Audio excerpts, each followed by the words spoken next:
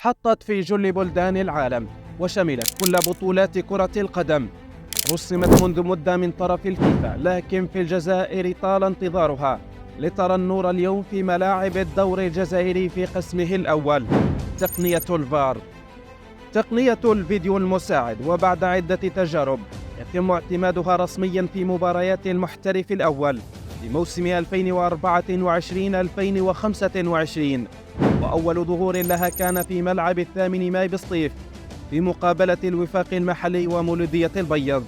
التقنية التي كانت قد أسالت حبرا كثيرا في الصحف الوطنية، بين متفائل بنجاح استخدامها والاستفادة منها لتقليل الأخطاء التحكيمية، وبين متشائم بها لعدم توفر الظروف المناسبة في الملاعب الجزائرية. يأخذ الاتحاد الجزائري قرارا بضرورة استخدامها لمواكبة التطور الحاصل في عالم المستديرة، ولو أن ظهورها جاء متأخرا. فهل سنرى تحسنا في الأداء التحكيمي بعد مجيء الفار، أم أن الحكم على نجاحها يحتاج مواسم أخرى؟